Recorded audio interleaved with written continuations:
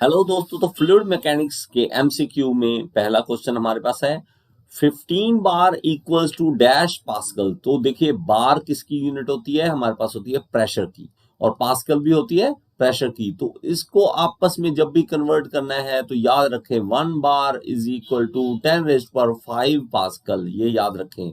तो ये इस तरह से आप याद कर सकते हैं कि वैसे तो चलो बार में जाना नहीं है, अगर बार में जाते हो तो 5 पैग जरूर लगा के आओ। तो इस तरह से आप याद कर सकते हैं। तो हमारे पास देखिए, एक इसको 15 से मल्टीप्लाई करनी है और इधर भी 15 से मल्टीप्लाई करेंगे, तो इसका राइट आंसर आ जाएगा हमारे पास बी। तो B is the right answer. Second question है, the pressure at any given point in a non moving fluid is called. तो प्रेशर नॉन मूविंग फ्लूइड मतलब स्टैटिक फ्लूइड में कौन सा प्रेशर होता है? स्टैटिक फ्लूइड है, उसमें कौन सा प्रेशर होता है? तो गेज, एटमॉस्फेरिक, डिफरेंशियल या हाइड्रोस्टैटिक। तो D is the right answer. Hydrostatic pressure बोलते हैं उसे जब स्टैटिक फ्लूइड होता है हमारे पास। The device use to measure the fluid pressure. तो हम कौन सा डिवाइस यूज करते हैं फ्लूइड प्रेशर मेजर करने के लिए? हाइग्रोमीटर, कैलोरीमीटर, मैनोमीटर या थर्मोमीटर? तो बहुत easy question, manometer. Manometer is the right answer. हमारे पास मैनोमीटर अलग अलग तरह के होते हैं, पूरी मैंने डिटेल में वीडियो बना रखी है मैंने। यूट्यूब मैनोमीटर्स होते हैं, तो ये सारी वीडियोस की कैलकुलेशन के साथ मैंने समझा रखा है। तो आप प्लेलिस्ट ओपन कर लीजिए, वहां पे आपको मिल सकता है ये। What type of liquids are measured using a manometer? तो मैनोमीटर में कौन से लिक्विड यूज होते हैं? हैवी, मीडियम, लाइट या हैवी और लाइट दोनों? तो हमारे पास हैवी लिक्विड्स हम यूज करते हैं उसके अंदर। What is the viscosity of water at 30 degree centigrade? तो विस्कोसिटी वाटर की कितनी होती है 30 डिग्री सेंटीग्रेड पे? तो ये देखिए, हमारे पास इस तरह से वैल्यू दे रखी है। एक्चुअली ये क्वेश्चन मैं अधूरा मानूंगा, क्योंकि इसके साथ हमें यूनिट्स भी देना चाहिए, क्योंकि यूनिट्स के बिना नहीं होता ऐसा कुछ। तो थोड़ा सा मैं इसको एक्सप्लेन करूंगा कि वैसे हमारे पास 30 डिग्री सेंटीग्रेड पे आप सर्च भी करेंगे तो इसकी विस्कोसिटी जो है वो 0.801 दिखाएगा। तो एक्चुअली उसने साथ में मिली यूज किया हुआ, मिली।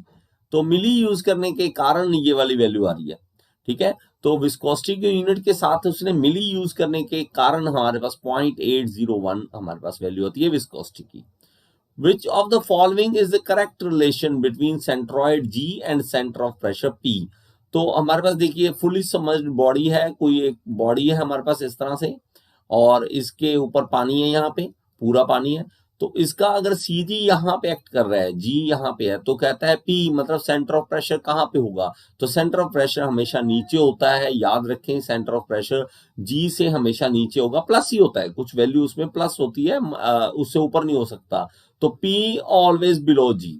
B is the right answer. Does total pressure takes into account force exerted by the fluid when it is in dynamic motion? तो हम देखते हैं कि टोटल प्रेशर कैलकुलेट करते हैं क्या जब डायनेमिक मोशन में होता है फ्लूइड? तो नहीं, हम वहां पे टोटल प्रेशर नहीं लेते हैं। इसी को याद रखें, ये क्वेश्चन बहुत इंपॉर्टेंट होते हैं ऐसे। In case of any orifice, velocity remains always constant and hence discharge can be calculate. तो वेलोसिटी कहता है कि ऑरिफिस के केस में कांस्टेंट रहती है, और डिस्चार्ज कैलकुलेट करते हैं नहीं, ऑरिफिस में हमारे पास क्या होता है, डिस्चार्ज कैलकुलेट होता है, लेकिन उसमें वेलोसिटी रिमेन्स कांस्टेंट नहीं होती, कांस्टेंट नहीं रहती। तो फॉल्स हमारे पास है इसका right answer. A manometric liquid should suitably have. तो मैनोमेट्रिक लिक्विड में क्या होना चाहिए? देखिए, low density low vapour pressure, low density high vapour pressure, high density low vapour pressure या high density high vapour pressure. तो इसमें हमारे पास डेंसिटी ज्यादा होनी चाहिए, लेकिन प्रेशर जो है, वेपर प्रेशर लो होना चाहिए। तो C is the right answer. Head under which Kaplan turbine is operated. तो कैप्लन टर्बाइन किस हेड पे काम करती है? तो आप याद रखें, ये लो हेड के लिए होती है, लो हेड के लिए होती है टर्बाइन, लो हेड के लिए। ये एक रिएक्शन टर्बाइन है, और Kaplan turbine axial flow turbine भी है, ये भी याद कर लें साथ साथ। एक्सियल फ्लो टर्बाइन भी है, और ये लो हेड के लिए यूज होगी, हमेशा याद रखें इस चीज को। तो हमारे पास ये राइट आंसर है। मेरे पास ये देखिए, 10 से लेके 70 मीटर की हाइट, इतनी हाइट पे भी हम कैप्लन टर्बाइन को यूज कर सकते हैं। What is the principal cause of action of buoyant force on a body submerged partially or fully? तो हमारे पास कौन सा प्रिंसिपल होता है बायोन फोर्स के लिए? तो displacement of fluid due to submerged body, development of force due to dynamic motion action, internal shear force mitigating external force. तो ये हमारे पास कैसे होता है, देखिए जब पानी हमारे पास होता है यहाँ पे है, तो हम कोई बॉडी इसके अंदर डालते हैं तो वो कितना फ्लूइड डिस्प्लेस करता है। मान लो यहाँ इसने फ्लूइड डिस्प्लेस कर दिया, बाहर निकाल दिया, जितना फ्लूइड बाहर निकाला उसका वेट कितना होगा, वही हमारे पास होता है बायोन्ट फोर्स। बायोन्ट फोर्स वही होता है। तो displacement of fluid due to submerged body is the right answer.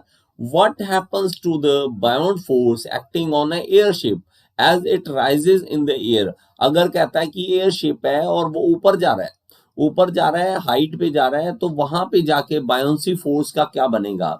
तो बायोंसी फोर्स कम हो जाती है, क्योंकि देखिए जैसे जैसे अर्थ से ऊपर जाते जाते हो आप, तो एयर की डेंसिटी कम होती रहती है।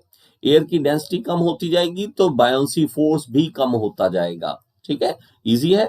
तो हमारे पास बायोंसी फोर्स कौन सा होगा? डिक्रीज करेगा। बायोंट फोर्स जो है वो डिक्रीज करेगा। Proper explanation for Meta centre is, Meta centre की प्रॉपर एक्सप्लेनेशन क्या है?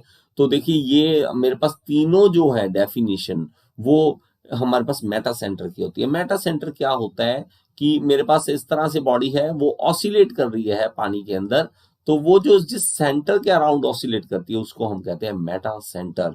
और ये एक्सिस जो होती है उसी पे होता है ये। और ये अगर आप इसको टिल्ट कर दोगे ना, बॉडी को टिल्ट कर दोगे, तो बायोंसी फोर्स हमारे पास यहाँ पे एक्ट करेगा, मान लो यहाँ पे एक्ट करेगा। तो ये मेरे पास क्या होगा कि ये मेटा सेंटर इसको एक्सिस को काटेगा, जहां पे सेंटर एक्सिस को काटेगा, तो एक्सिस को काटेगा, वहां पे मेरे पास क्या होता है? मेटा सेंटर होता है।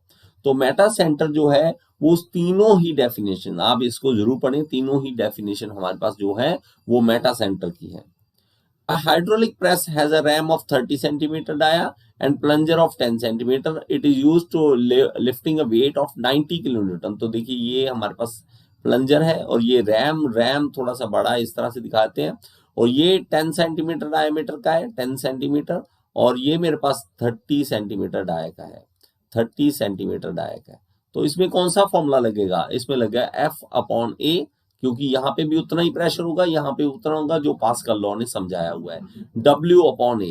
तो ये A मैं स्मॉल लिख दूं, तो फोर्स हमारे पास कैलकुलेट करना है, ये नहीं है हमारे पास, तो ये होगा π/4d²। तो इसको मैं यहां लिख देता हूं, फोर्स अपॉन π/4d²। डी हमारे पास इस केस में कितना है? डी ये जो हमारे पास प्लंजर है उसका 10 सेंटीमीटर है, तो 10 का स्क्वायर मतलब 100, π/4d² कर रहे हैं ना।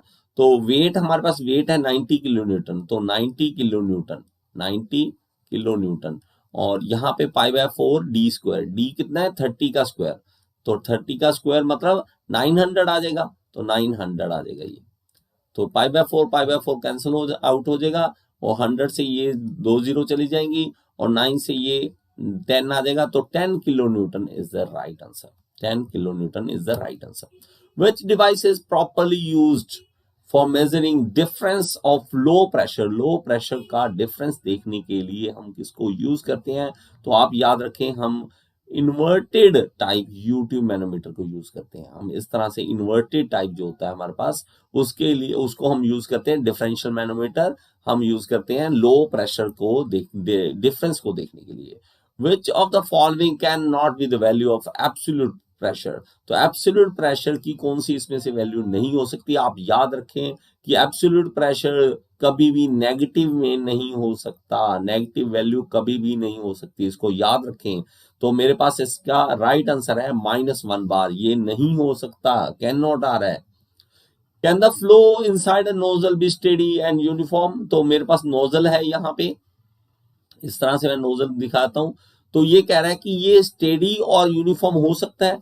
तो ये देखिए हमारे पास स्टेडी फ्लो तो वो होता है कि एक पॉइंट पे हम अलग अलग टाइम पे देखते हैं वेलोसिटी कितनी है। तो मैं इस पॉइंट पे देखता हूं कि 2 बजे वेलोसिटी कितनी थी, 3 बजे वेलोसिटी कितनी है, अगर वही सेम रह रही है तो उसको स्टेडी कहेंगे। लेकिन यूनिफॉर्म क्या होता है? यहाँ भी सेम हो वेलोसिटी, यहाँ भी, तो वो पॉसिबल नहीं है। वेलोसिटी यहाँ पे क्या होती है? हमारे पास कम होती है, लेकिन यहाँ वेलोसिटी बढ़ जाती है, तो यूनिफॉर्म कभी भी नहीं हो सकता। नोजल के अंदर स्टेडी हो सकता है फ्लो, लेकिन यूनिफॉर्म नहीं हो सकता। It can be steady but never uniform. C is the right answer. The velocity of a point in a flow is, तो point देखिए velocity of a point in a flow, तो देखिए हमारे पास क्या करते हैं, ये फ्लूइड है, तो फ्लूइड एक पाथ फॉलो करता है इस तरह से, हम जिसको ये इस तरह से दिखाते हैं, स्ट्रीम लाइन से दिखा सकते हैं। तो स्ट्रीम लाइन जो होता है फ्लो, उसका टेंजेंट हमें वेलोसिटी देता है, उसका टेंजेंट, तो B is the right answer. Tangent to the stream line gives you the velocity of that point.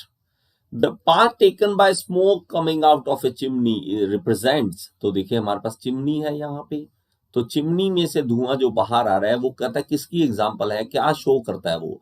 Actually क्या करते हैं हम, जब स्ट्रीक लाइन की बात करते हैं ना, स्ट्रीक लाइन की, जब एक पॉइंट से हम देखते हैं कि फ्लो किस तरह से जा रहा है, उस पॉइंट पे देखते हैं, तो ये एग्जांपल बन जाती है स्ट्रीक लाइन की, उसको हम स्ट्रीक लाइन बोलते हैं। नेक्स्ट देखते हैं, notch is use to measure, तो नॉच को यूज किस लिए करते हैं, प्रेशर, डिस्चार्ज, वेलोसिटी या वॉल्यूम के लिए, तो डिस्चार्ज के लिए हम नॉच का यूज करते हैं।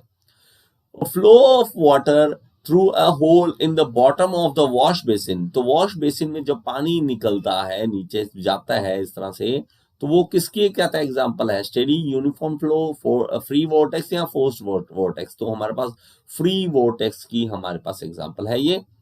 The hydraulic mean depth is the ratio of, hydraulic mean depth किसकी रेशियो होती है, तो देखिए हमारे पास जो इस तरह से पाइप है, मान लो चाहे सर्कुलर है, तो जो इसका एरिया होगा और वो वेटेड पैरामीटर कितना है, पेरीमीटर उसका वेटेड कितना है, तो उसको हम डिवाइड करते हैं उससे, तो A is the right answer, area of pipe upon weighted parameter, इसका रेशियो होता है।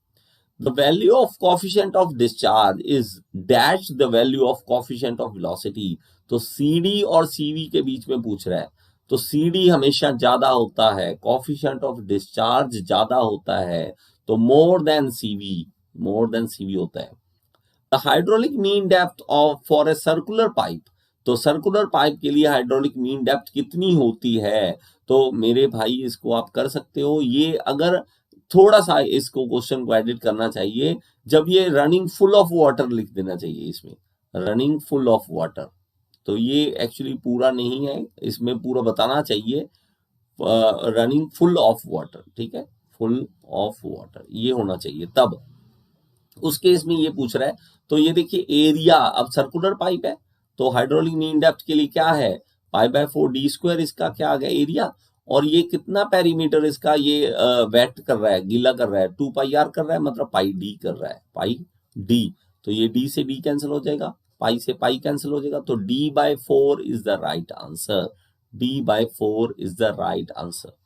तो ये एक्चुअली पैरामीटर पे डिपेंड करता है ना कितना वेट है, अगर वो कह देता कि हाफ भरा हुआ है यहाँ पे, ये इतना भरा होता, तो फिर उस केस में क्या आ जाता हमारे पास, π/4 d स्क्वायर तो होता, ये ऊपर एरिया तो उतना ही होता, लेकिन अगर हाफ डूबा हुआ है, हाफ ही उसमें पानी रन कर रहा है, तो πd/2 आ जाता हमारे पास, ठीक है, हाफ हो जाता ना, पूरे पे 2πr है हमारे पास, जैसे 2πr होता है, तो 2πr मैं यहाँ पे लिख दूं, अगर आपको कईयों को 2πr याद है, तो 2 × r क्या होता है, πd होता है ना, तो πd का हाफ डूब रहा है, तो पाई से पाई कैंसिल, 2 से 2 कैंसिल, तो d स्क्वायर बाई d से d कैंसिल, तो d/2 आ जाता उस केस में, अगर वो हाफ डूबा होता पानी में।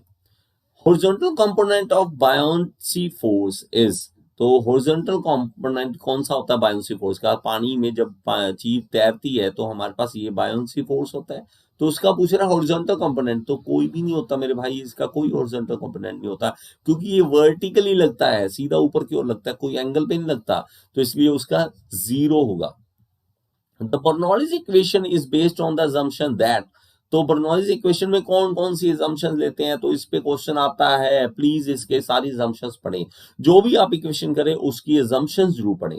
There is no loss of energy, the velocity of flow is uniform across the any cross section, no force except gravity acts on the fluid, ये सारी assumptions हम लेते हैं, तो all of the above is the right answer. The floating body is said to be in neutral equilibrium if the meta center is above the center of gravity, तो देखिए मेरे पास क्या होता है, मेटा सेंटर ऊपर और मेरे पास ये G नीचे, ठीक है, सेंटर ऑफ ग्रेविटी नीचे, तो इस तरह से अगर होता है तो उसको हम कहते हैं स्टेबल इक्विलिब्रियम। ठीक है, इसको याद रखना है, स्टेबल इक्विलिब्रियम। अगर ये दोनों एक जगह पे आ जाए, कोइंसाइड कर जाए, एम और जी एक जगह पे ही आ जाए, तो उसको हम कह देते हैं न्यूट्रल इक्विलिब्रियम, न्यूट्रल। और अगर एम ऊपर आ जाए और जी नीचे आ जाए तो उसको कह देते हैं हम अनस्टेबल इक्विलिब्रियम, हम अनस्टेबल इक्विलिब्रियम। तो हमारे पास ये कह रहा है कि न्यूट्रल के लिए क्या होता है कि ऐसा होना चाहिए, नहीं ऐसा नहीं होना चाहिए, ये होना चाहिए, कोइंसाइड करना चाहिए, तो फॉल्स है, ये फॉल्स है। The range of coefficient of discharge for a venturimeter, तो सीडी की वैल्यू वेंचुरीमीटर के लिए कितनी होती है, इसको याद कर ले, 0.95 से 0.99 तक होती है। ये कोफिशिएंट ऑफ डिस्चार्ज जो होता है वो 0.95 से 0.99 तक होता है। तो property of fluid by which its own molecules are attracted, तो अपने ही मॉलिक्यूल्स एक दूसरे को अट्रैक्ट करें, जब एक तरह के मॉलिक्यूल्स जब अट्रैक्ट करते हैं उसको हम कहते हैं कोहेजन, कोहेजन बोलते हैं जब ये सेम मॉलिक्यूल्स अट्रैक्ट करते हैं।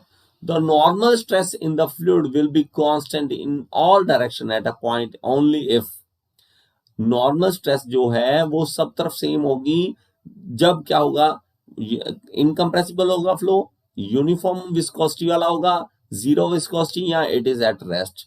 तो इसका जो आंसर है वो कमेंट बॉक्स में आप मुझे जरूर बताएं। ये मैं आपके लिए क्वेश्चन छोड़ रहा हूं, आप कमेंट बॉक्स में बताएंगे।